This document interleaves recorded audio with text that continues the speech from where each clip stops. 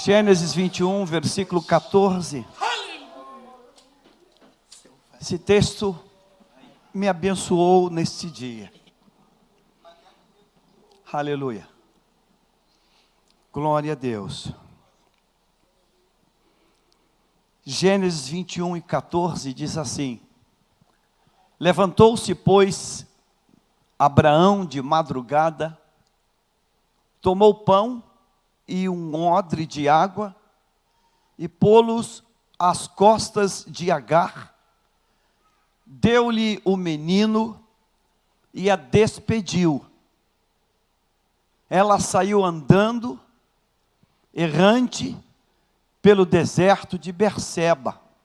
Observe isso, saiu andando, errante, pelo deserto de Berseba.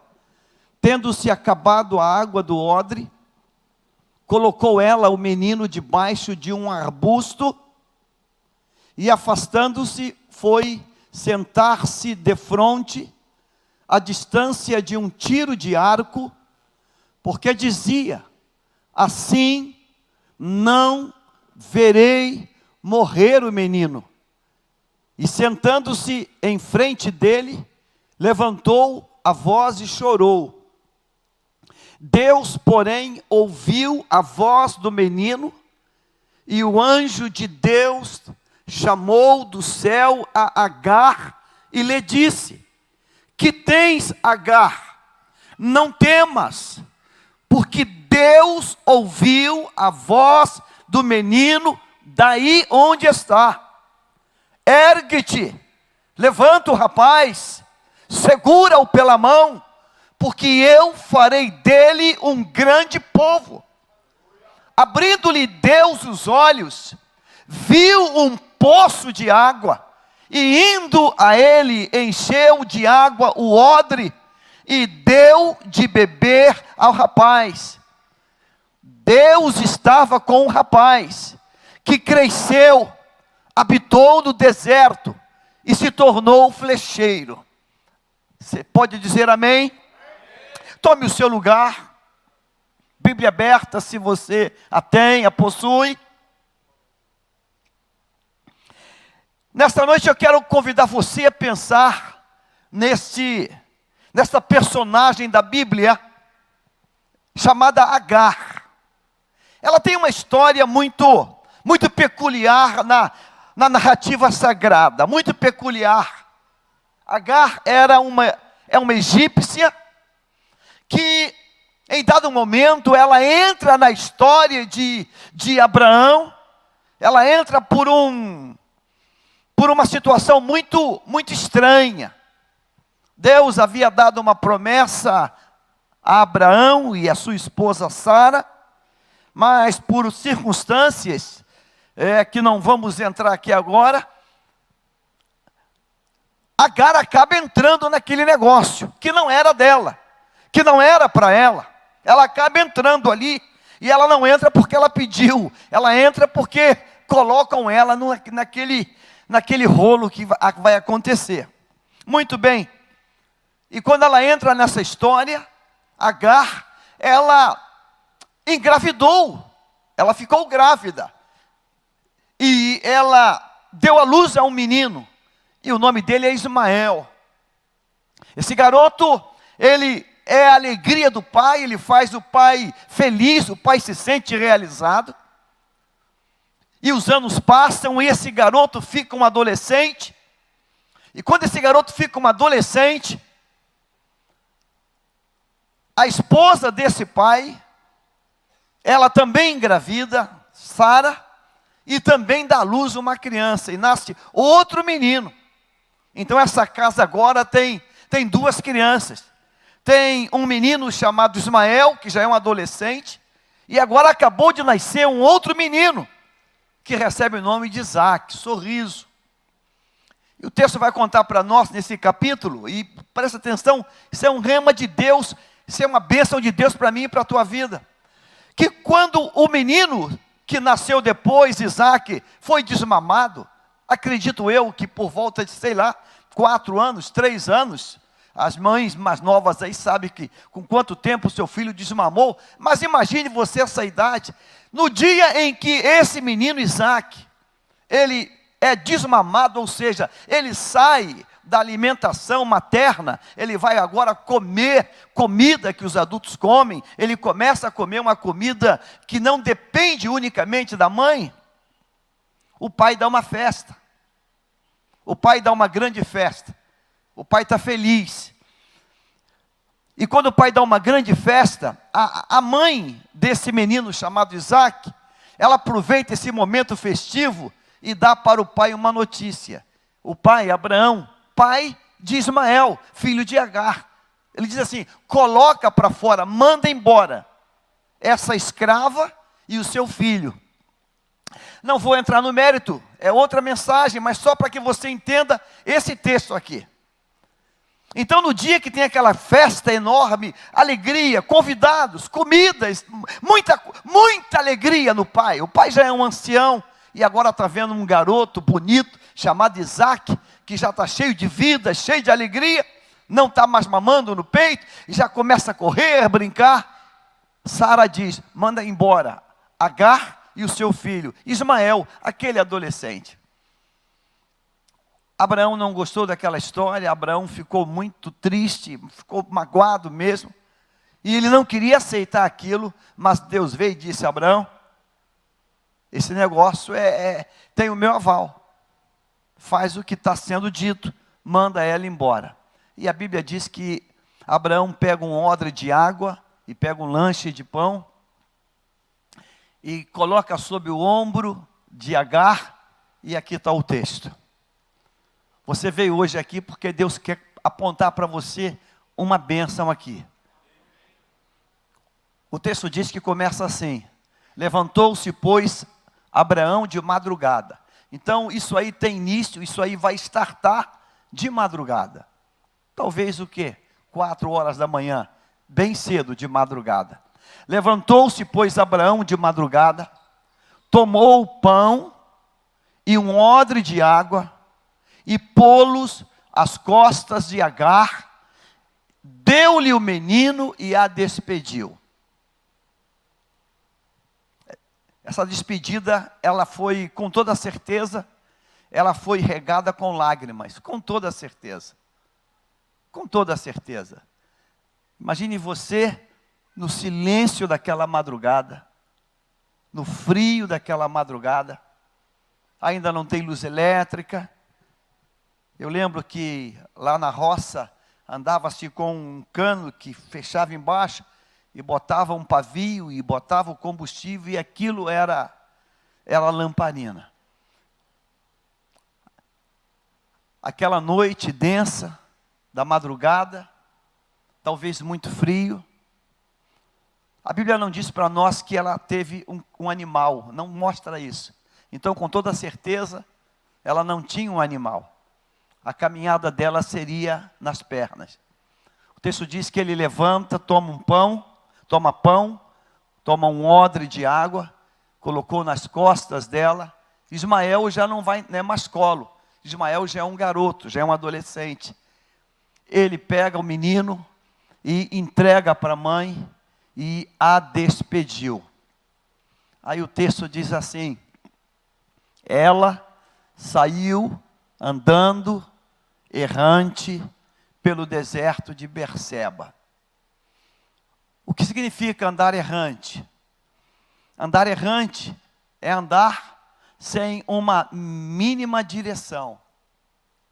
Hoje nós temos a dádiva de ter equipamentos e ferramentas e aplicativos que mostram para nós a nossa direção. Basta a gente colocar para onde a gente quer ir. E pelo GPS, o GPS ativa, ele vê a nossa direção e ele diz para nós quanto tempo nós vamos levar. Agora mesmo eu vim de uma missão e eu fiquei olhando para o GPS, a precisão dele.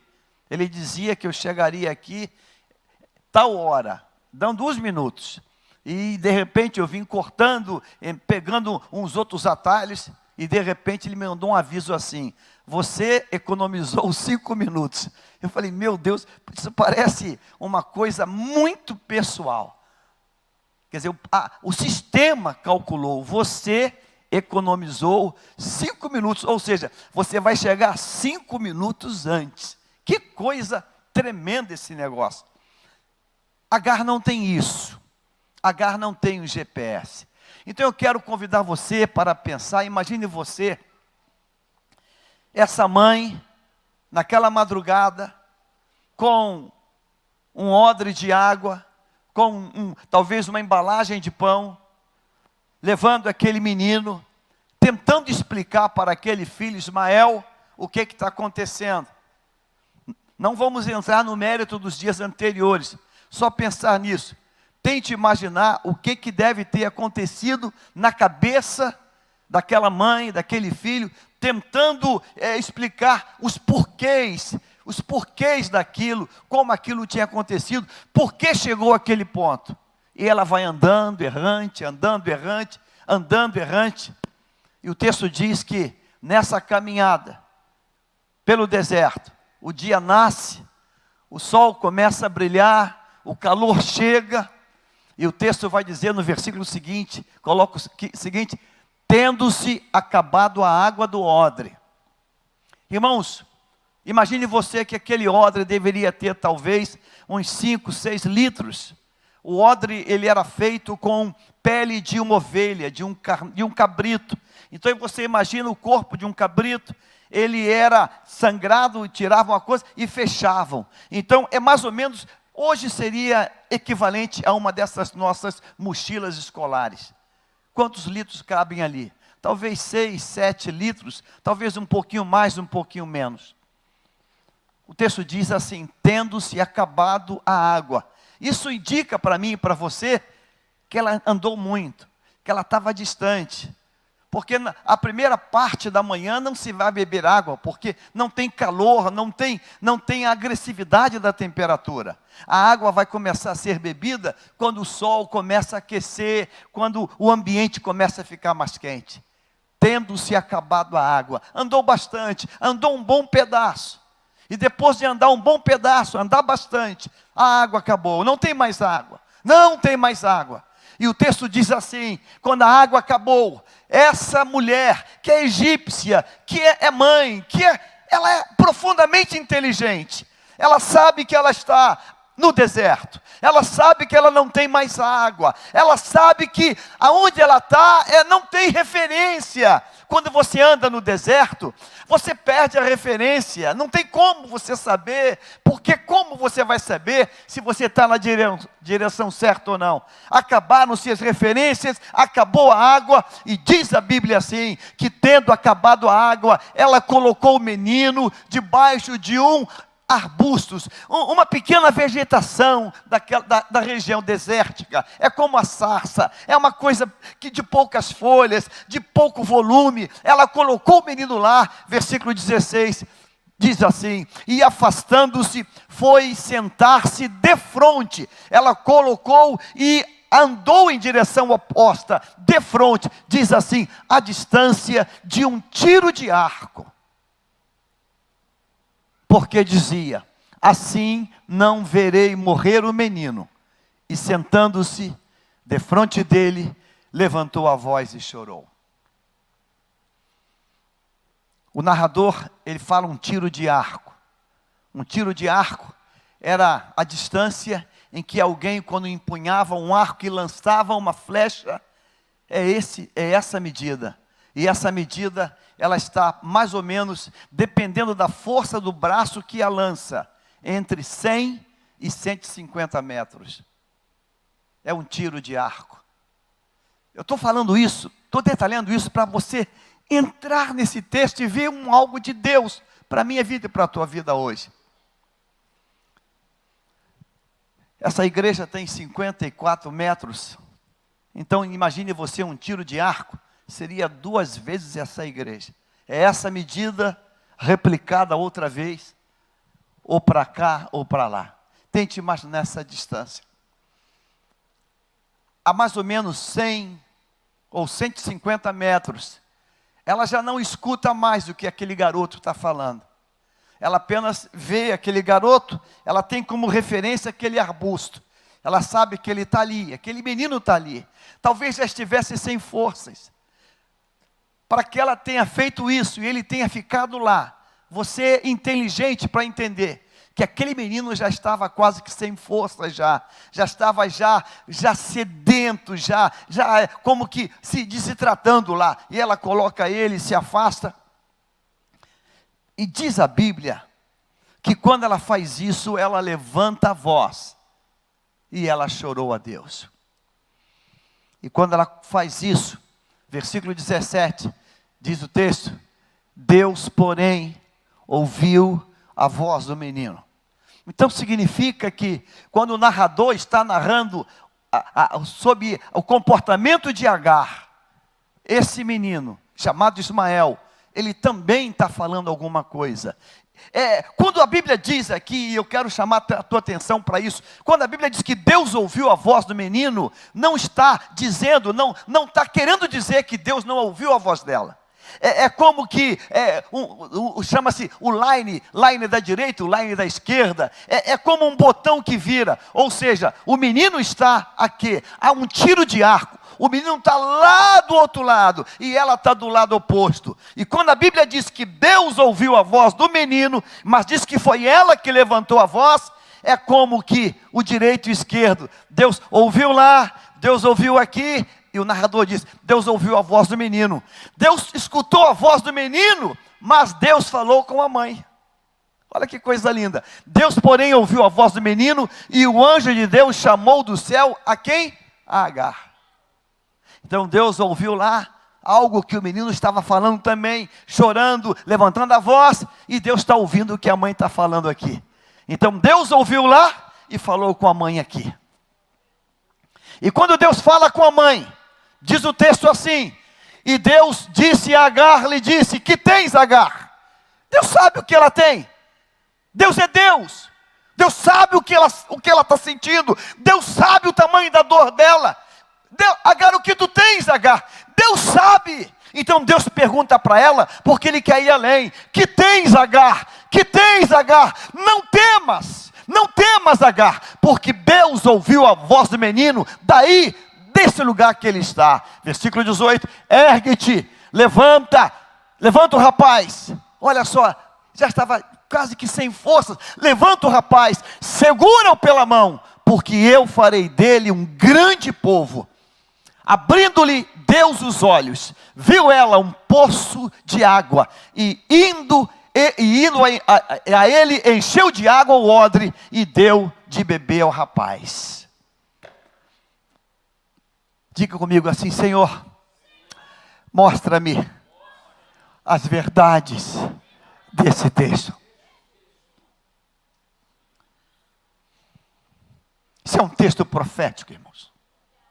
Isso é um texto profético. Sabe, se você perguntasse a Agar, o que está acontecendo? Lá atrás, ela diria, eu não sei o que está acontecendo. Eu fui tomada por um redemoinho. Porque rebobina o filme um pouco mais. O que Agar era? O que Agar era antes de tudo? Era o quê? Uma escrava, uma serva. Qual era o papel de Agar na tenda de Abrão? Qual era o papel de Agar? Servir. O papel de Agar era servir a comida. O papel de Agar era buscar a água. O papel de Agar era limpar a tenda. O papel de Agar era ser uma serva. Somente isso. Somente isso. Agar é uma mulher egípcia. Ela jamais imaginaria, ela jamais abriria uma hipótese de um dia o seu patrão, um hebreu, tentar alguma coisa com ela. Ela é egípcia, ela é impura. Ela é impura.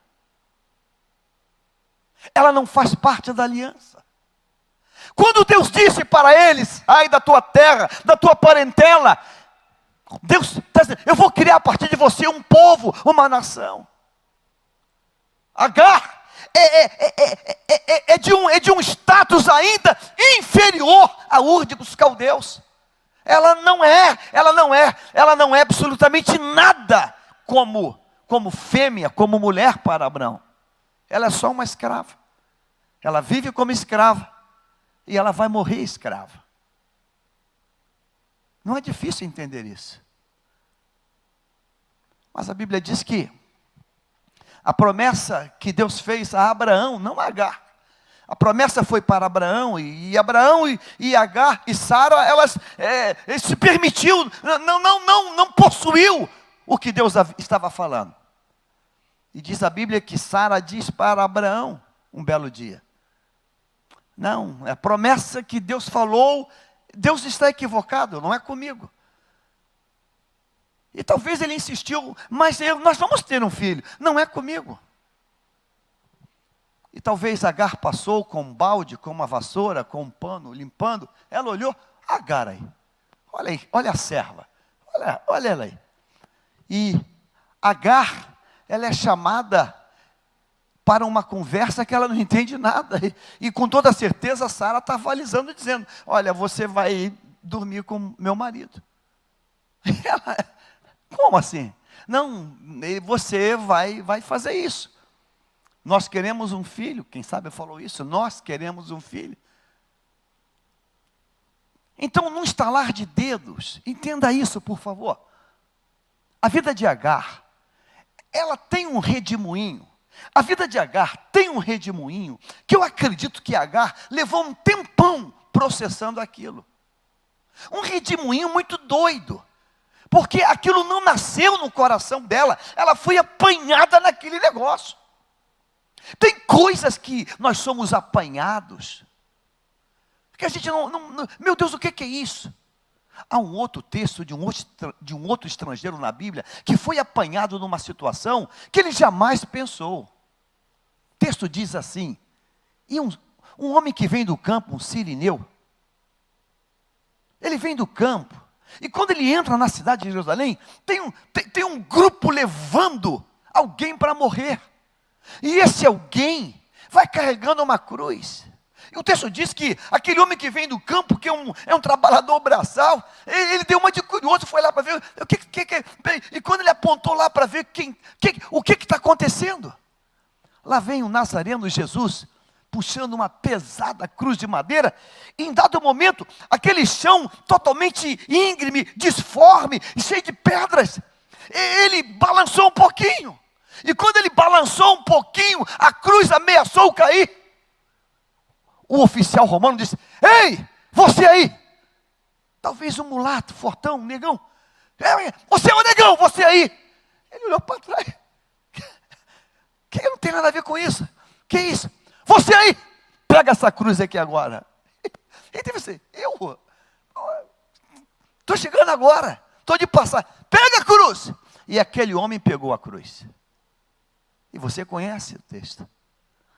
E ele, por um pedaço, por um momentinho, ele ajudou a levar aquela cruz. O que ele tinha a ver com o plano de salvação?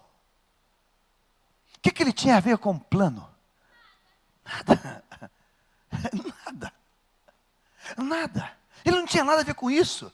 Mas por um momento ele pegou. Agar não tem nada a ver com o plano de salvação. Não tinha nada a ver com essa história. Agar não existiria se lá atrás Sara dissesse: amém, eu tomo posse. Amém, eu tomo posse. Eu acho impossível, mas se ele falou, eu tomo posse. Agar não entraria nisso. Até é difícil entender isso ou não? Ah, pastor, vamos ter uma outra interpretação. Ok, é direito, mas Agar não existiria nessa história. Agar só entra porque um princípio de obediência falhou lá atrás. Se não, então veja uma coisa interessante. Quando Deus diz para ela: Agar, o que tens, Agar? Não temas. É como que Deus estivesse assim: Agar, eu sei da tua história toda, eu sei de tudo. Agar, não temas, Agar, porque você também passou a fazer parte da minha história. Agar, por isso que ele falou: não temas, você também passou a fazer parte da minha história. Então eu quero que você veja uma coisa agora nesse texto. O texto está dizendo que Agar agora, irmãos, ela está no deserto. Ela está no deserto. Aí pastor, Ismael começou a pegar no pé de Isaac. Isso é só detalhes. Isso é só detalhes. Surgiu uma inimizade tremenda, porque Agar acabou dizendo para Sara: você não engravida, você não é mãe. Então, o ambiente fechou ali, fechou para as duas. Mas eu quero olhar uma outra coisa nesse texto, que Deus falou comigo fortemente.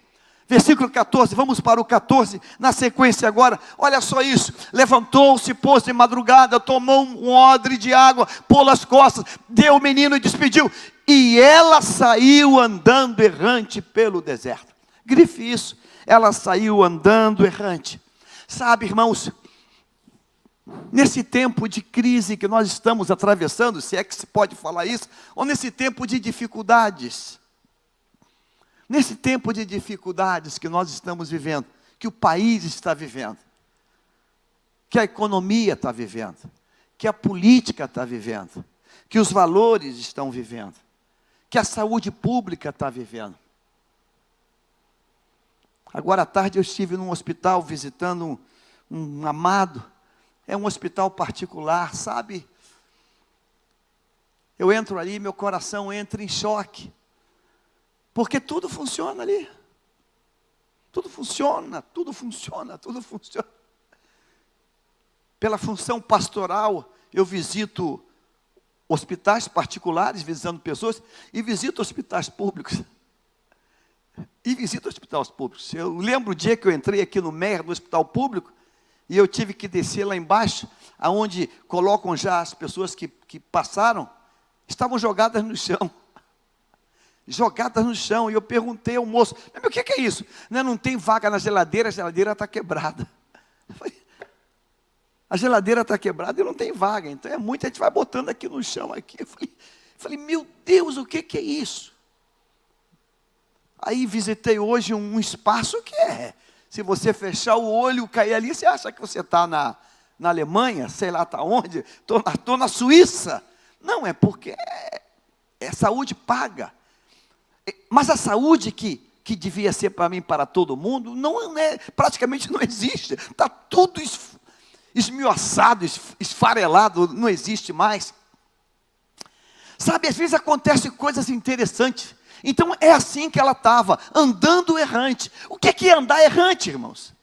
No sentido lato da palavra é isso, andar errante, andar sem uma direção. Mas aqui é uma expressão, é uma metáfora, é uma expressão figurada. Andar errante é andar sem saber o destino, onde vou chegar, como vai ser. É andar sem saber como é que vai ser. Como é que vai ser daqui a pouco? Eu não sei. Eu estou sem solução. Andar errante é estar sem solução.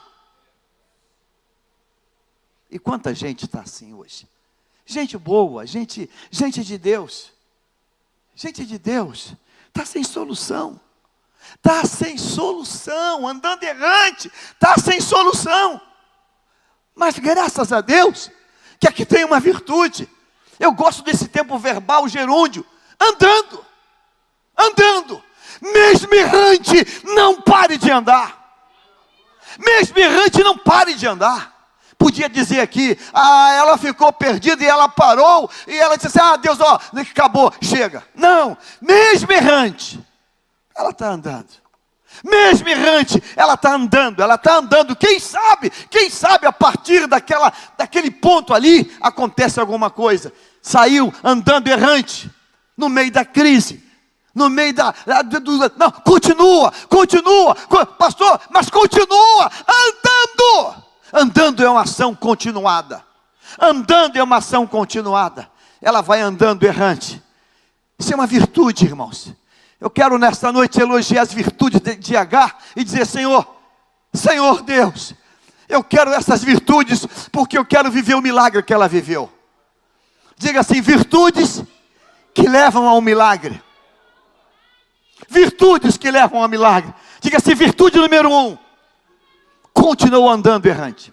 Andando. Ela não foi para debaixo de uma árvore e disse: me mata logo. Não, ela andando. Acabou de dar no noticiário, você deve ter ouvido, um acidente com um helicóptero que caiu. 2 pessoas. E diz lá que um dos tripulantes caiu no mar. Ele nadou até chegar na praia. E por causa disso ele não morreu. E diz que o outro, ele diz que ficou preso nas ferragens, ou diz a notícia isso, ele acabou perecendo. Sabe, irmãos, você veio hoje aqui, não pare de se movimentar. Não pare de se movimentar. Pastor, não pare de se movimentar. Não pare de se movimentar. Não pare. Porque se você parar no deserto, você vai ser engolido pela tempestade de areia. Se você parar no deserto, você vai ser engolido pelas adversidades, você vai ser picado por escorpiões, você vai morrer mais rápido. Então, ande, em nome de Jesus. Amém? Diga assim: Senhor Deus, ativa o meu corpo, me tire da inércia, mesmo nessa situação. Andando. Versículo 15. Vamos para o 15. Tendo-se acabado a água do odre, colocou o menino debaixo de um arbusto. Irmãos, quando acaba a água do odre, ela toma decisões. Deus, me ensina isso hoje. Diga assim: quando acabar alguma coisa, vou tomar decisões ainda. Meu Deus, acabou, mas tomou decisão. Sabe qual é o nosso problema? É que as coisas acabam e nós acabamos com as coisas. Diga assim: quando as coisas acabam. Diga: quando as coisas acabam, eu não acabo junto. Aleluia! Diga aleluia, meu irmão, você não entendeu isso? Diga assim: quando as coisas acabam, eu não acabo junto. O diabo quer isso. O diabo quer isso de mim e de você. O diabo quer que a gente dê um fim. O diabo quer isso. Quando as coisas acabam, ela tomou o menino e colocou lá à distância de um tiro de arco. Quando as coisas acabam para você, ainda resta uma capacidade de tomar decisões. É por isso que diz a carta aos Hebreus: da fraqueza tiraram o quê? Força. Então posso ouvir a tua voz agora nessa leitura? Vamos, 1, 2, 3. Tendo-se acabado a água do odre. Observe uma coisa, que eu sou apaixonado por essas coisas. A narrativa contém uma vírgula. Diga vírgula. Diga assim: não, um ponto final. Não um ponto final. Quando acabou a água do odre, ela deu um tiro no ouvido. Ela cortou os pulsos. Não. Quando acabou a água do odre, diz o texto que ela colocou o menino debaixo dos arbustos. Você sabe por que debaixo dos arbustos, irmãos?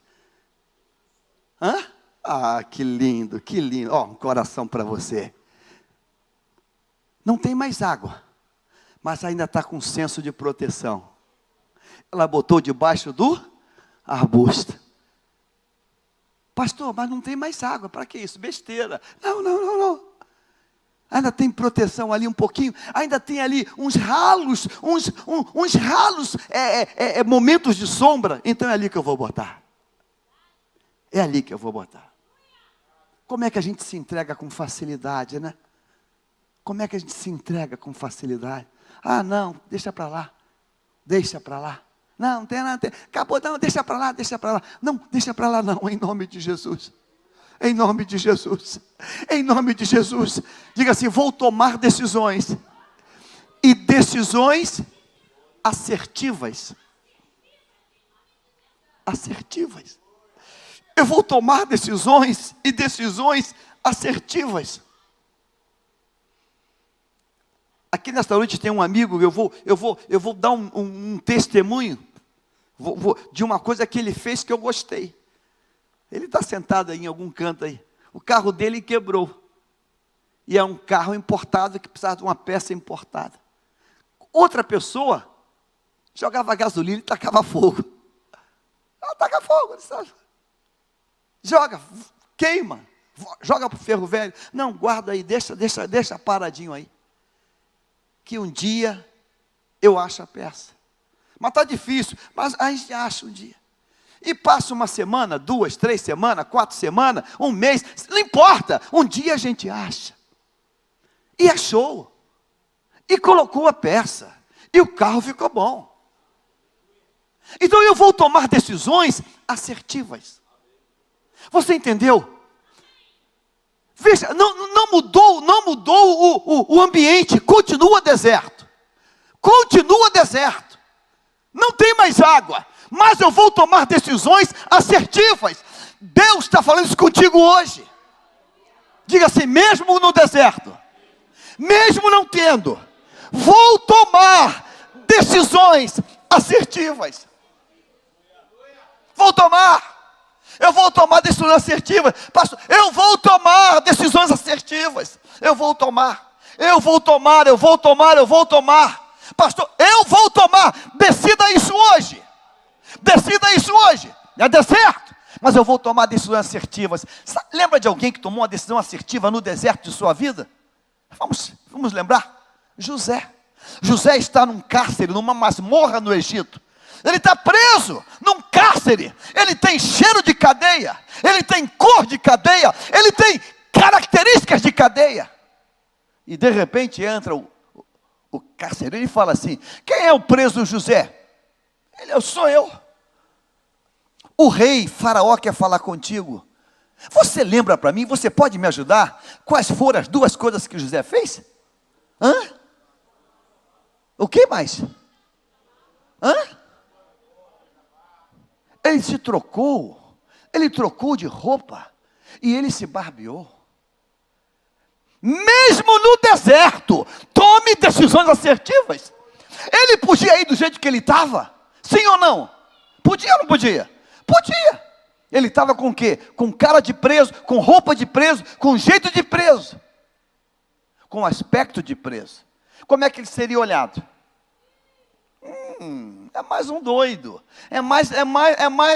Isso aí deve estar cheio de doença contagiosa. Isso deve estar cheio meu Deus, bota esse cara longe. Mas quando ele vai bonito, arrumado, o faraó diz assim: pode chegar mais perto. Pode chegar mais perto. Pode chegar mais perto. Então, mesmo no deserto, vamos tomar decisões o quê? Assertivas. Versículo 16, vamos, 16. Afastando-se, foi sentar-se de frente, à distância de um tiro de arco, porque dizia: assim não verei morrer o menino. Grife essa expressão, por favor, querido. Assim não verei morrer o menino. Grife essa sentença. Irmãos, isso é uma palavra rema para a tua vida e para a minha vida hoje. Diga comigo assim: tudo isso acontece ainda no deserto.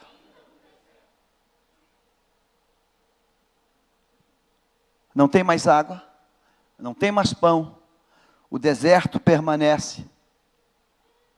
Estão perdidos, não tem direção. Tudo isso está acontecendo no deserto. Mas ela começa a tomar posições assertivas. Ela começa a tomar decisões. Número 1, eu vou buscar uma sombra para o meu filho. Já que vamos morrer, eu quero que ele morra na sombra. E ela coloca ele lá debaixo do arbusto. Depois ela se afasta e diz assim: eu não quero ver os últimos momentos dele, a agonia dele, ele agonizando.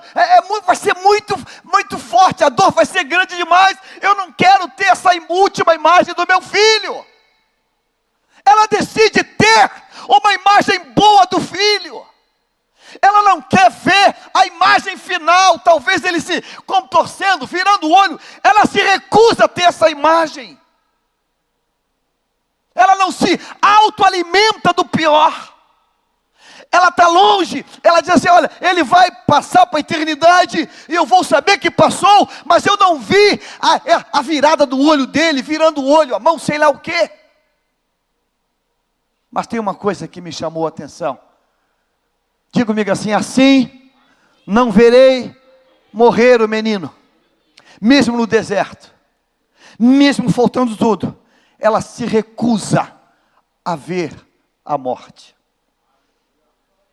Ela se recusa a ver a morte, mesmo sabendo da inevitabilidade dela. A morte vai estar, a morte vai chegar, é questão de tempo, a morte vai chegar, mas ela se recusa a ver a morte. Estamos vivendo um tempo muito estranho, né? Parece que nós estamos quase que celebrando a morte. Aqui no México tem uma cultura que celebra a morte. Tem uma cultura que celebra a morte, que faz festa para a morte. Ela se recusa a ver a morte. Você que veio hoje aqui, talvez pela primeira vez, segunda, terceira vez, não sei. Pastor, eu estou no deserto. Ok. Pastor, eu estou vivendo o pior momento da minha história. Ok. Agar também estava. Pastor, tudo me diz que, olha, é o fim, acabou. É tudo bem. Tudo bem. Pode até ser verdade. Mas eu queria que você não tivesse uma atitude de tipo assim, bem-vinda à morte. Ok, já que é isso, então tudo bem que seja isso. Não, mesmo contra todas as evidências, diga dentro de você, não quero ver a morte. Eu me recuso a ver isso. Eu não quero ver. Irmãos, isso mexeu com o coração de Deus. Assim dizia, eu não verei morrer o menino. Eu sei que vai acontecer, mas eu não quero ver. Eu não quero ver. Aí ela se afasta e levanta a voz e fala com os céus. Atitudes de Deus para a minha vida e para a tua vida hoje. Se recuse a ver a morte. Se recuse a ver a morte. No meio da pior adversidade, vá em frente, isso com a cabeça erguida. Em frente com a cabeça erguida. Vá como se tudo estivesse bem, como tudo estivesse bem. Eu li há tempos atrás, há bastante tempo atrás, uma história com H maiúsculo, de um homem muito pobre que conseguiu um emprego, e naquela fábrica não fornecia comida, e as pessoas levavam marmitas. E quando ele descobriu que todo mundo levava marmita, ele arranjou uma marmita também para ele. E quando tocava a campainha do almoço, todo mundo, os empregados se reuniam juntos e começavam a comer. E ele pegava a marmita dele e ia bem longe, ficava bem distante de todo mundo. E abria a marmita dele, virava as costas e lá ficava até acabar a hora do almoço. Aquilo foi incomodando os colegas, e eu, mas por que ele faz isso todo dia? Que coisa estranha, o que é isso? O que acontece com ele? Será que ele traz alguma coisa muito boa? E alguém pensou assim, pessoal, vamos roubar a marmita dele. Aí um belo dia, antes da hora do almoço, foram lá e pegaram a marmita dele, botaram outra marmita. Na hora que tocou o alarme, a campainha, ele pegou a marmita que ele achava que era dele, foi para lá. Quando ele abriu, ele levou um susto. Ele levou um susto, não comeu e levantou e vem em direção aos colegas, como que assim, para contar, pessoal, aconteceu alguma coisa. Mas quem abriu a marmita dele, também levou um susto. A marmita dele era vazia.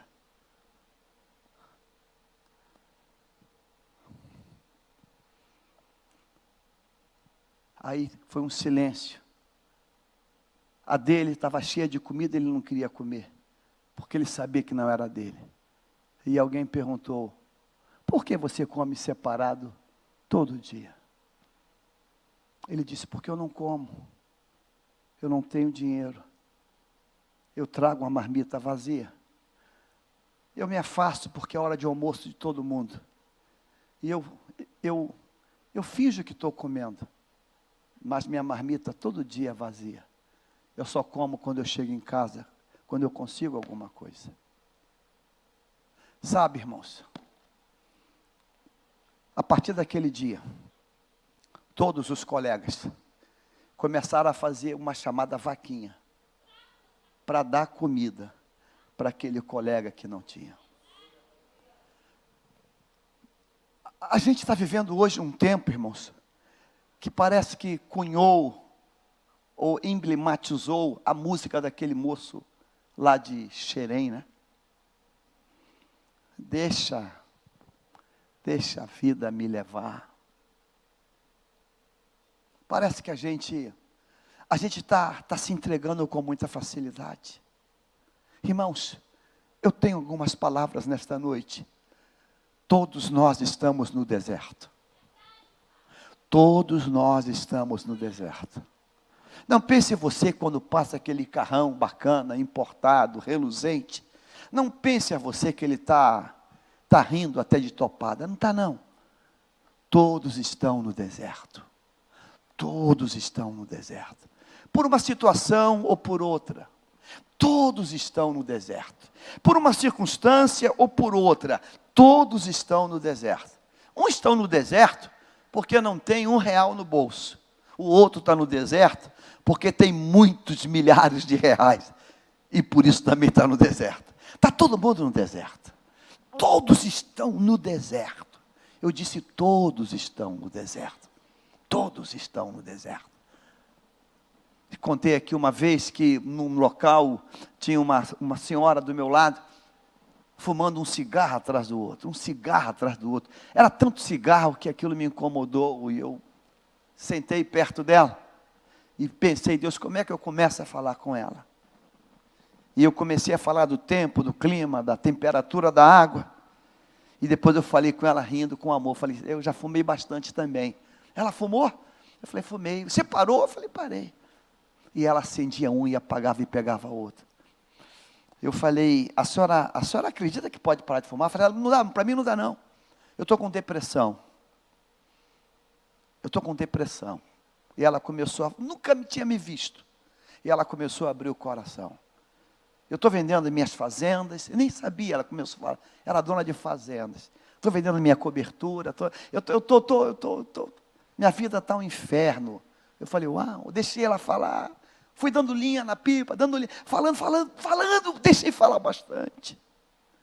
Depois de falar umas meia hora, eu disse, poxa, eu creio num Deus que faz milagre. A senhora deixaria eu fazer uma oração pela senhora? Eu estava com roupa de banho e na hora o diabo falou, mas você não está ataviado para isso. Eu falei, Deus, talvez eu não tenha outra chance dessa. Eu falei, vai ser desse jeito. E orei por aquela senhora. E quando eu orei, ela ameaçou a chorar. Sabe, irmãos, a gente acha que quem está no deserto é só quem está desempregado e que mora numa área de risco. E que, não. Irmãos, todos estão. A Bíblia diz que no mundo tereis aflições. Nesta noite a palavra de Deus para mim e para você é essa. No deserto, diga assim, mais andando. Diga, no deserto, mais andando. No deserto, mais andando. No deserto, mais andando. No deserto, mais andando. No deserto, mais andando. Mais andando. E quando acabar a água, e quando acabar o pão, eu tomo decisões assertivas. Assertivas. Olha, filho, acabou a água, acabou o pão. Não, peraí. Acabou. Eu sinto que a morte vai chegar. Eu vejo ela. Parece que o cheiro dela está chegando. Você, vem cá, meu filho. Deixa eu te pegar aqui. Deixa eu te botar debaixo desse arbusto. Talvez ele perguntou, mãe, por que está me botando aqui, mãe? E ela disse, porque aqui tem sombra. Para que serve sombra? Se vamos morrer daqui a pouco. É melhor morrer na sombra. É melhor morrer na sombra. Porque aqui tem sombra. Mãe, mas você não vai ficar aqui? Não vou ficar aqui não, porque deixa eu ficar um pouco aqui distante, porque eu quero olhar a amplitude do local. Não. Eu não quero guardar. Eu não quero guardar a última imagem que eu tenho de você de maneira distorcida ou feia. Eu quero te guardar a imagem da tua riqueza, da tua beleza, do teu rosto, do teu sorriso, da tua juventude, da tua alegria. É essa imagem que eu quero ter de você. Então, se alguém um dia perguntasse, viesse a fazer óbito, e como é que foi na morte dele? Ele virou o olho? Não sei. Ele babou? Não sei. Não sei. Mas como não sei? Não, porque eu me afastei, eu não queria ver isso. Deus tem princípios aqui para a minha vida e para a tua vida. Diga assim: no deserto é tempo de andar. Diga: no deserto é tempo de tomar decisões assertivas. Decisões assertivas. Pastor, toma decisões assertivas. Pastor, não tem nada lá em casa para comer, mas lava a louça.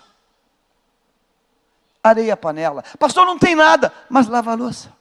Pastor, não tem nada lá em casa, na geladeira, mas enche de garrafa de água.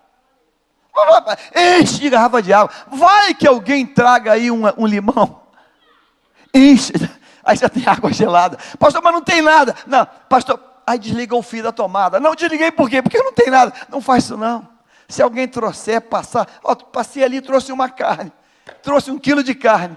A geladeira já emperrou o motor. Mesmo no deserto. Decisões assertivas. Mesmo no deserto. Decisões assertivas. A decisão maior dela é essa aqui: não quero ver a morte. Irmãos, e quem não quer ver a morte, está clamando, está gritando, porque quer ver o quê? A vida. O que está chamando a tua atenção hoje? Ah, pastor, não, o que está chamando a tua atenção hoje? Eu li há tempos atrás, você deve ter visto essas curiosidades da vida, que um cidadão comprou o caixão, seu caixão, e botou em casa. E todo mundo que vinha visitar ele dizia assim: já comprei o caixão, está aí. Estava aquele caixão bonitão lá num cômodo da casa. Não, porque eu queria um caixão bem bonito, então, vai que alguém compra um diferente, que eu não quero, então, já comprei o modelo que eu escolhi. São escolhas que se faz na vida. Eu não compraria um caixão nunca para mim. Nunca. Compraria um bilhete de passagem, sei lá, comprei qualquer coisa, menos um caixão. Nesta noite, você que veio hoje aqui, eu quero, pelo Espírito de Deus, levantar um clamor e dizer para você hoje: eu quero hoje que Deus te visite, e você vai dizer: pastor, eu estou vivendo um deserto, o deserto de um desemprego. Pastor, eu estou vivendo um deserto da ausência absoluta de esperança. Eu estou vivendo um deserto da absoluta falta de tudo. Mas eu estou em movimento. Eu estou em movimento. Pastor, e quando parece que acabou tudo, eu vou tomar decisões assertivas. Pastor, no meu caderno acabou, não tenho mais caderno. Mas faz a ponta do lápis. Faz a ponta do lápis. Deixa ele apontadinho. Vá que a bênção chegue para você amanhã de manhã cedo. Você entende isso hoje? Amém ou não amém?